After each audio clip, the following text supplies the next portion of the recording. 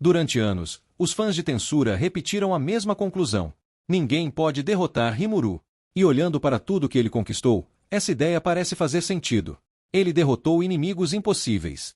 Tornou-se um True Demon Lord. Obteve habilidades capazes de alterar as próprias leis da realidade. E alcançou um nível que poucos personagens conseguem sequer compreender. Mas existe um problema. As light novels mostram algo que muitos fãs ignoram. Rimuru pode ser absurdamente poderoso. Mas existe um motivo pelo qual ele ainda não pode ser considerado verdadeiramente invencível. E o mais curioso, esse detalhe aparece várias vezes ao longo da história. A questão é, qual é o único fator que ainda pode ameaçar Rimuru? E será que alguém consegue explorar essa fraqueza? Quando os fãs falam sobre Rimuru, normalmente pensam apenas em poder bruto. Mas a própria história mostra que essa nunca foi sua maior vantagem. O que realmente tornou Rimuru tão perigoso foi sua capacidade de adaptação. Toda vez que encontrou um obstáculo, ele evoluiu. Toda vez que enfrentou uma ameaça maior, ele encontrou uma solução. E isso criou uma impressão perigosa. A impressão de que ele sempre terá uma resposta para tudo. Mas existe um detalhe importante. Essa capacidade só funciona quando Rimuru tem tempo para compreender o problema. E é justamente aí que surge a primeira dúvida. O que aconteceria diante de algo que ele não consegue analisar a tempo? Milin é um ótimo exemplo. Muitos fãs discutem quem venceria uma luta entre os dois. Mas talvez essa não seja a pergunta correta. O verdadeiro ponto é outro. Milin representa algo que raramente aparece na história. Poder absurdo sem necessidade de preparação. Ela não precisa construir estratégias complexas. Não precisa acumular habilidades. Não precisa estudar o inimigo. Ela simplesmente possui força suficiente para alterar completamente um campo de batalha. Por que isso importa? Porque ela representa um tipo de ameaça diferente daquela que Rimuru normalmente enfrenta. Mas mesmo assim existe um problema. Quanto mais a história avança, menor parece essa diferença. E isso nos leva a algo ainda mais preocupante.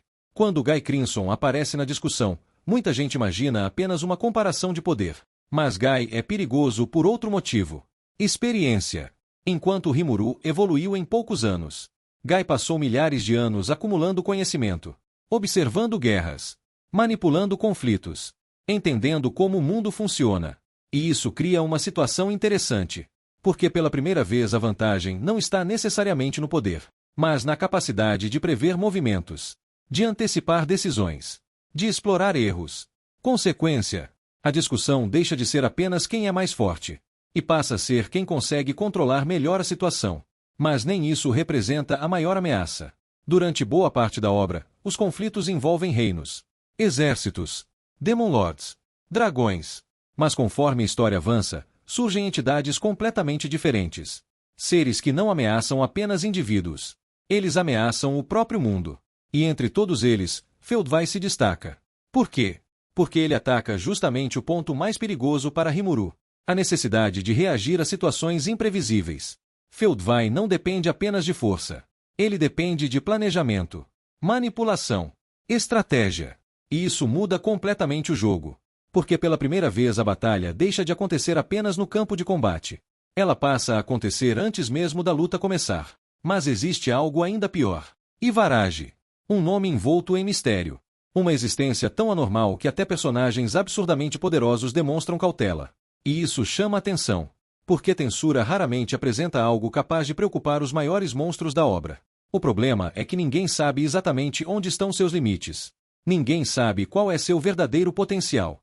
E justamente por isso ele se torna tão perigoso. Porque pela primeira vez surge uma ameaça que nem mesmo os leitores conseguem medir completamente. Mas aqui existe uma ironia.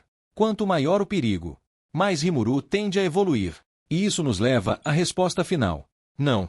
Pelo menos não da forma como muitos fãs imaginam. As light novels mostram que ainda existem seres capazes de ameaçá-lo. Existem adversários capazes de pressioná-lo. Existem situações que podem colocá-lo em desvantagem. Mas existe um motivo pelo qual derrotá-lo se torna cada vez mais difícil. Rimuru não depende apenas de força.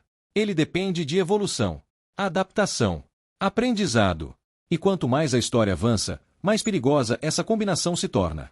Por isso a verdadeira pergunta talvez nunca tenha sido: quem pode derrotar Rimuru?